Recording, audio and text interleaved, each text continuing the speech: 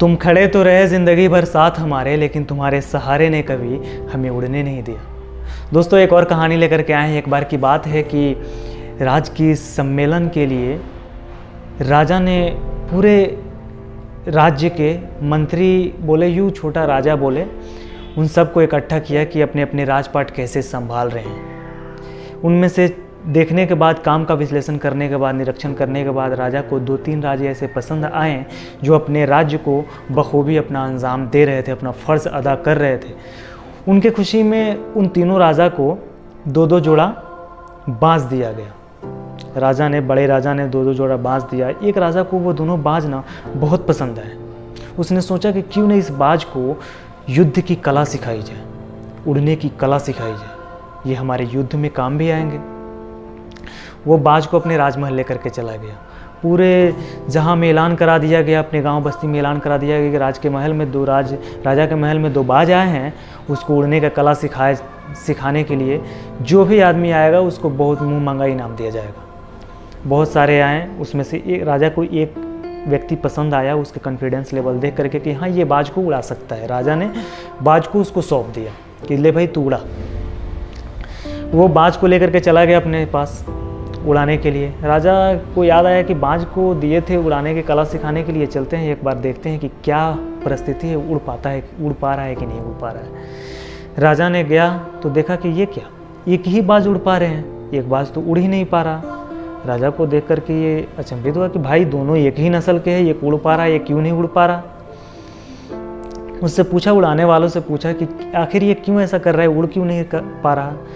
तो वो भी बोला, पता नहीं साहब, दोनों को एक ही ट्रेनिंग दिए हैं, दोनों को सब कुछ एक ही दिए हैं, खान पान सब एक ही है, लेकिन एक उड़ पा रहा है, एक नहीं उड़ पा रहा है, समझ में नहीं आ रहा है।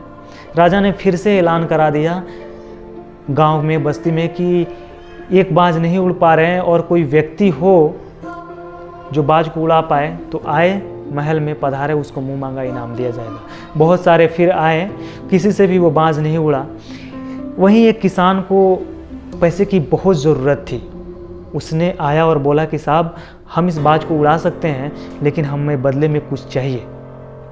बोला कि तुम जो मुंह मांगा इनाम मांगोगे वो सब कुछ दिया जाएगा, बस तुम इस बाज को उड़ा दो। लेकर के चला गया बाज को। राजा ने बाज को समर्पित कर दिया, उसके किसान के लेकर के चला गया बाज को। राजा ने फिर जाकर के कुछ दिनों बाद वो देखने की कोशिश की कि आखिर वो बाज उड़ पा रहा है कि नहीं। तो गया तो देख करके तो अचंभित रह गए, ये क्या, ये तो दोनों उड़ रहे हैं बाज। एक जो पहले उड़ता था वो भी या नहीं उड़ता था वो भी, दोनों एकदम से फर्राटेदार उड़ रहे हैं, कोई किसी को कोई तकलीफ नहीं है। राजा ने उस किसान से पूछा कि आखिर तुमने ऐसा क्या किया जो ये बाज उड़ पा रहे हैं। उस किसान ने जो जवाब दिया, ज़रा ध्यान से सुनिएगा। बोला कि साहब, ये बाज जिस डाल पे बैठता था ना, उस डाल को हमने काट दिया। दोस्तों, हमारे और आपकी ज़िंदगी में भी एक डाल है जिस पे हम बैठ जाते हैं और अपनी शक्ति भूल जाते हैं, अपनी ताकत भूल जाते हैं और उड़ नहीं पाते हैं। तो पता कीजिए आपकी ज़िंदगी में वो कौन सी डाल है और काट डालिए उस डाल को और मारिए छलांग, मारिए उड़ान। तब तक के लिए इतना ही। ये कहानी कैसा लगा आपको कमेंट सेक्शन में ज़रूर बताइए। लाइक कीजिए हमारे वीडियो को, अगर पसंद आया हो तो सब्सक्राइब करिए हमारे चैनल को, हमको इससे मोटिवेशन मिलती है। तब तक के लिए इतना ही। मिलते हैं अगली कहानी में, अगली वीडियो में। शुक्रिया।